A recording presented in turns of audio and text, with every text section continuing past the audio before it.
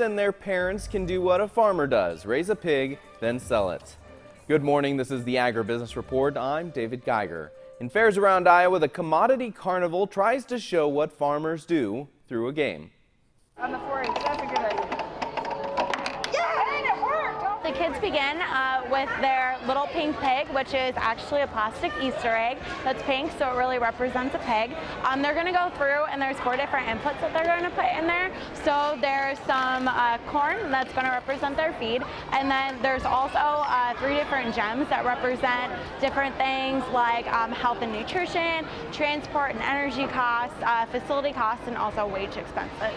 Nice job. And then they're going to go through, and then they're going to weigh their pig. And there's 3 different weight categories that we have. We get a yellow.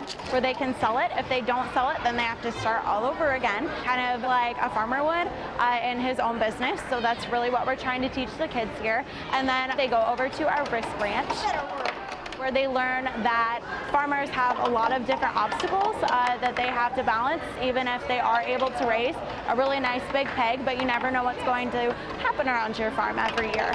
So you could have equipment breakdown, natural disasters, medical and vet expenses. So explaining to the kids that these all cost a lot of money and can really affect the prices that you're going to get for your pig. Yes! Got a ribbon, a pig, and some ears.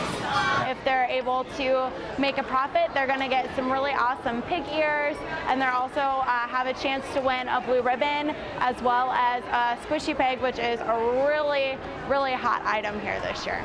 We've really focused on the educational aspects to make sure that they're not just playing to play, that they're really getting some learning out of it. I think the parents have learned a lot too. A lot of them go along with their kids. The Commodity Carnival lasts until this Saturday at the Iowa State Fair. This is the 3rd year they've done it. Last year had a cattle theme. November contracts on soybeans moved below $9, but then corrected. And the beef trade is waiting for the cattle on feed report today. Seeing some green this week in the corn sector.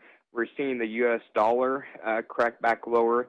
Market a little bit oversold too. We've just seen a little bit of some bounce back off of that.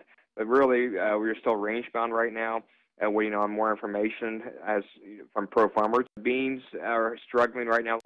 We've got China and kind of a minor meltdown. Exports slowing down.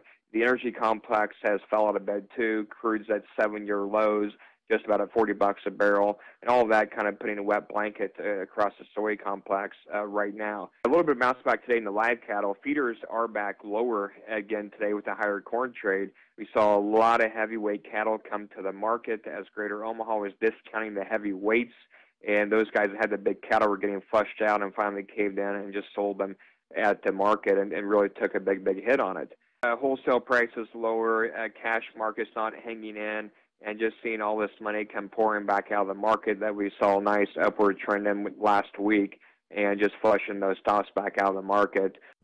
We put stories up every day. Check out WHOTV.com. Click News, then Agribusiness.